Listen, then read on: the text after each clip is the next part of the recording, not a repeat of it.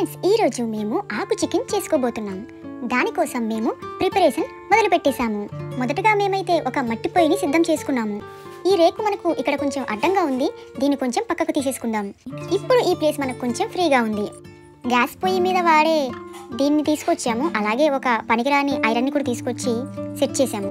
మా చిన్నోడు ఎండిపోయిన అరిటాకుతో ఆకుతో ఆడుకుంటున్నాడు. ఇక్కడ చెప్పాలంటే ఈ ఎండిపోయిన అరిటాకుతో మనకు చాలా పని ఉంది, అదేంటో తర్వాత చూద్దాం. మేము ముందుగా కేజీ చికెన్ను పాడేరు వెళ్ళి తెచ్చుకున్నాం. దాన్ని పెద్ద పెద్ద ముక్కలుగా కట్ చేయించుకొని ఇలా శుభ్రంగా కడిగేసుకున్నాము. అలాగే వంటకు కావాల్సిన కర్రలు కూడా సిద్ధం చేసుకున్నాము. అలాగే ఆకు చికెన్ చేయడానికి కావాల్సిన పదార్థాలు అన్నీ కూడా రెడీ చేసుకున్నాము. వాటన్నిటిని ఒక పక్కన పెట్టుకున్నాము. శుభ్రంగా కడిగిన ఈ చికెన్లోకి పసుపు, అలాగే తగినంత ఉప్పు, అలాగే సరిపడా కారం, అంటే మీకు ఎంత కారం కావాలో అంత. కొంతమందికి చికెన్లో ఎక్కువ కారం వేసుకుంటే నచ్చుతుంది, కొంతమందికి తక్కువ కారం ఉండాలి. అలాగే 10 రూపాయల అల్లం వెల్లుల్లి పేస్టు, అలాగే కొంచెం పెరుగు వేసుకున్నాము. పెరుగు మేము కొంచెం ఎక్కువ వేసుకున్నాము, ఏం పర్వాలేదు. అలాగే చికెన్ మసాలా పౌడరు, అలాగే ధనియాల పౌడర్ కూడా వేసుకున్నాము. తరువాత ఈ మిశ్రమాన్ని చికెన్లో బాగా పట్టేలా కలుపుకోవాలి. దానికోసం ఎక్కడికి వెళ్తున్నాడు కలపకుండా? ఓహో, హ్యాండ్స్ వాష్ చేసుకోవడానికి వెళ్తున్నట్టున్నాడు. చూద్దాం, హ్యాండ్స్ వాష్ చేసుకొని కలుపుతాడు అనుకుంటాను. అదేంటి చెప్పకుండా వెళ్ళిపోతున్నాడు? చికెన్ కలపాలి కదా. ఓహో, మనకి ఒకటి తగ్గింది ఫ్రెండ్స్, అదేంటంటే నిమ్మకాయ అన్నమాట. నిమ్మకాయ కొంచెం అందులో పిండాలి. యాక్చువల్లీ అది మేము మా ఇంట్లో చెట్టు ఉంది కాబట్టి మేము కొనలేదు. చెట్టు నుంచి తాజాగా ఒక నిమ్మకాయని తీసుకున్నాడు. చెట్టు నుంచి కోసిన నిమ్మకాయను కూడా కడిగేస్తున్నాడు మా ఊడు. అవసరమా అంటే చెట్టు నుంచి కోసినా పుట్ట నుంచి కోసినా సరే కడగాల్సిందే అని చెప్పాడు. నిమ్మకాయని ఇలా నేల మీద పెట్టి రాస్తే జ్యూస్ అనేది కొంచెం ఎక్కువ వస్తుందన్నమాట. కట్ చేసి ఒక బద్దను మాత్రమే పిండుకోవాలి చికెన్లోకి. అలాగే ఫైనల్గా పైన కొంచెం ఆయిల్ అయితే వేసుకున్నాము కొద్దిగా. ఇప్పుడు యుద్ధానికి సిద్ధమైనట్టుగా ఇప్పుడు ఇదంతా మనం చేయితో మంచిగా చికెన్కి ఈ మిశ్రమం అంతా పట్టేలాగా బాగా కలపాలన్నమాట. ఎందుకంటే అది ఎంత బాగా కలిపితే మనకు టేస్ట్ అంత బాగా వస్తుంది. సో అందుకే బాగా కలుపుతున్నాము. బాగా కలిపిన తర్వాత ఫైనల్గా రిజల్ట్ అయితే ఇలా వచ్చింది. మేమైతే బాగా కలిపాము, ఎంత బాగా కలిపితే మనకు టేస్ట్ అంత బాగా వస్తుంది కాబట్టి. ఇప్పుడు ఈ కలిపిన ఈ చికెన్ని కాసేపు మనం పక్కన పెట్టుకుందాము. ఇప్పుడు ఈ మిశ్రమాన్ని ఇలా ఆకులతో కాసేపు కప్పేసిన తర్వాత ఫ్రిడ్జ్లో అయినా పెట్టుకోవచ్చు, లేదంటే బయట కాసేపు ఒక అరగంట సేపు పక్కన పెట్టుకోవాలి. మేమైతే ఫ్రిడ్జ్లో పెట్టలేదు, బయటే పెట్టుకున్నాము. ఎందుకంటే వెదర్ కూడా చల్లగానే ఉంది కాబట్టి. ఇప్పుడు మళ్ళీ అరిటాకుల కోసం వెళ్ళి వెతుకుతున్నాడు మా ఊడు. ఎందుకు అంటే కావాలి అని చెప్పేసి అన్నాడు. సరే అని చెప్పి మనోడిని ఫాలో అవ్వకుంటూ వెళ్తే మేడ ఎక్కుతున్నాడు అనమాట. అదేంటి మళ్ళీ మేడ మీద వెళ్తున్నాడని చెప్పేసి నేనైతే ఆగిపోయాను. కింద నుంచి పైకి చూస్తే మనోడు అరిటాకుల కోసం పైకి వెళ్ళాడు. ఎందుకంటే ఆకు చికెన్ కదా, సో కొన్ని ఆకులు అయితే మనకు అవసరం అవుతాయి. మొదటగా అందులోది అరిటాకు అనమాట. సో మనోడు అరిటాకు అయితే కట్ చేసి తీసుకొస్తున్నాడు. మనోడైతే అరిటాకుని చాలా పెద్దది తీసుకున్నాడు. చూద్దాం మరి ఆ అరిటాకుతో ఏం చేస్తాడో చూడాలి. ఈ పెద్ద అరిటాకును ముక్కలుగా అంటే 2-3 ముక్కలుగా కట్ చేసి పక్కన పెట్టుకున్నాము. ఇక అవసరం లేని ఈ వేస్ట్ ముక్కనైతే పక్కన పడేస్తున్నాము. ఇంకా మళ్ళీ దేనికోసమో మనోడు వెతుకుతున్నాడు. మళ్ళీ సైలెంట్గా ఫాలో అవుతూ వెళ్తుంటే ఏదో వెతుకుతున్నాడు. ఏం వెతుకుతున్నాడు? మహా అయితే ఆకులే వెతుకుతాడు, ఎందుకంటే మనం చేసేది ఆకు చికెన్ కాబట్టి. మొత్తానికైతే అటు ఇటు వెతికి అటు ఇటు తిరిగి ఈ ఆకులనైతే ఫైనలైజ్ చేశాడు. ఈ ఆకుల్ని మేమైతే సారు ఆకులు అంటామన్నమాట. ఈ సారు ఆకుల్ని 2 ఆకులు కట్ చేసి పెట్టుకున్నాడు. ఈ సారు ఆకులు అయితే చాలా పెద్దగా ఉన్నాయి. ఎంత పెద్దగా ఉన్నాయంటే దీన్ని మా తల మీద పెట్టుకొని వర్షంలో తడవకుండా వెళ్ళిపోవచ్చు, అంత పెద్దగా ఉన్నాయి. ఈ 2 ఆకుల్ని కూడా మళ్ళీ మంచినీళ్ళతో శుభ్రం చేసుకున్నాము. మొత్తానికి ఈ 2 సారు ఆకుల్ని కూడా శుభ్రంగా కడిగేసాము. ఈ ఆకు చికెన్కి మనకు ముఖ్యంగా మరీ కావాల్సింది ఏమైనా ఉందంటే అడ్డ ఆకులు ఫ్రెండ్స్. దీన్ని మనం విస్తరాకులు అని కూడా అంటాము. ఇవి చాలా ఇంపార్టెంట్ అనమాట. మొదటగా మనం దీన్ని రెడీ చేసుకోవాలి. అలాగే విస్తరాకులు, అరిటాకులు కూడా నీటితో శుభ్రంగా కడిగేసుకున్నాము ఆకు చికెన్ కోసం. నేను అలాగే ఇదిగో కాళ్ళు ఊపుతూ దర్జాగా కూర్చుంది కదా మా పొట్టిది, ఎంత ఈగలుగా వెయిట్ చేస్తున్నాము. మా చిన్నోడైతే ఏకంగా వాళ్ళ డాడీకి హెల్ప్ చేయడానికి వెళ్ళిపోయాడు. కానీ చిన్నపిల్లలు హెల్ప్ చేస్తే ఎలా ఉంటుందో మనకు తెలిసిందే కదా. ఈ వీడియో మొత్తంలో ఏదైనా హైలైట్ ఫన్నీ ఇన్సిడెంట్ ఏమైనా ఉందంటే కనుక అది ఇదే ఫ్రెండ్స్. అదేంటంటే ప్యాంపర్స్ కవర్తో మేము ఈ పొయ్యి వెలిగించాము. చాలా ఫన్నీ అనిపించింది. ఏదైతేనేమి మొత్తానికి పొయ్యి అయితే వెలిగింది, హ్యాపీ మాకు. ఇప్పుడు మేము మొదటగా ఈ అడ్డాకుల్ని అంటే ఈ విస్తరాకుల్ని ఇలాగా 1 by 1 పేర్చుకున్నాము.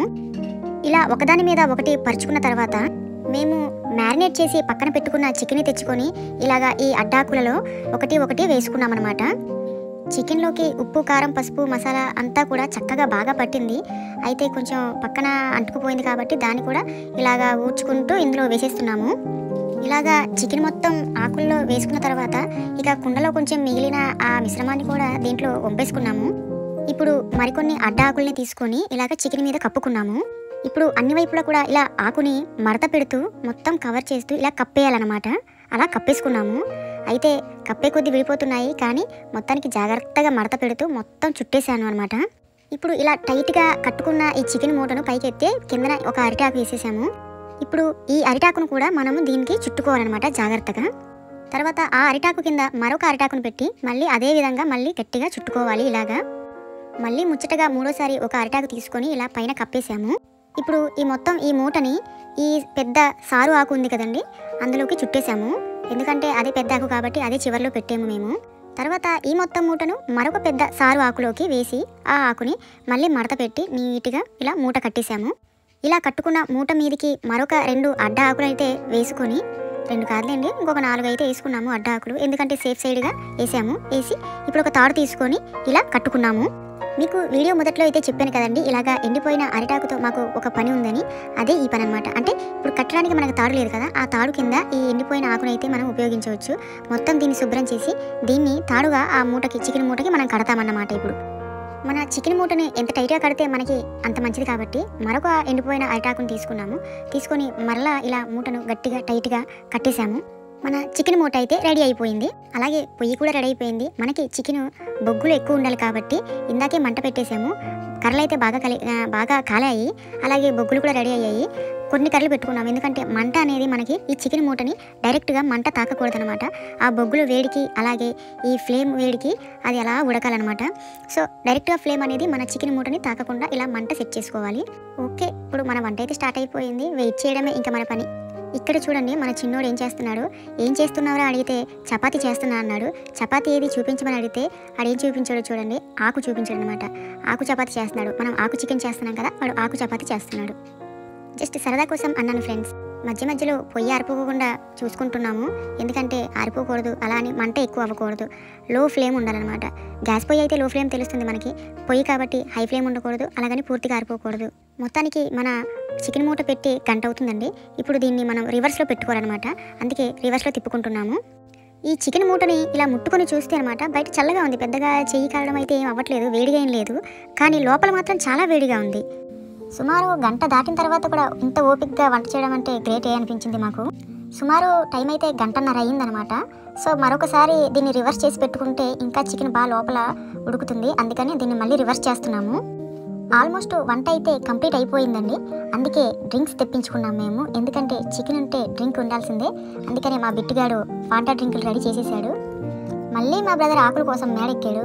మళ్ళీ ఎందుకు ఆకులు అంటే, ఈసారి వండిన చికెన్ని సర్వ్ చేసుకొని తినడానికి అని చెప్పేసి అన్నాడు. మళ్ళీ అరిటాకును శుభ్రం చేసుకొని అరిటాకును ఇలా కింద పరిచేసాము. తర్వాత పొయ్యి మీద నుంచి ఆకు చికెన్ని ఇలా కిందకి దించేసాము. ఇప్పుడు మనం ఈ మూటని విప్పాల్సిన సమయం అయితే వచ్చేసింది. ఎందుకంటే దాదాపుగా ఒక 6-7 ఆకులను అయితే మనం చుట్టాం కాబట్టి ఒక్కొక్కటిగా మనం ఇలా విప్పుకోవాలి నెమ్మదిగా. విప్పేటప్పుడు చూస్తుంటే మాకైతే లిటరల్లీ నోటి నుంచి నీళ్ళు ఊరాయి. మాకు ఎప్పుడెప్పుడు తిందామని ఆతృతగా చూస్తున్నాము. మొత్తానికి చికెన్ అయితే చాలా బాగా ఉడికింది ఫ్రెండ్స్. చాలా మంచి స్మెల్ అయితే వస్తుంది. ఆవురం అంటున్నాం అందరం కూడా. మొత్తానికి ఒక్కొక్క చికెన్ తీసి ఇలా అరిటాకు మీద పెడుతుంటే ఎప్పుడు తిందామా అని అనిపిస్తుంది మాకు.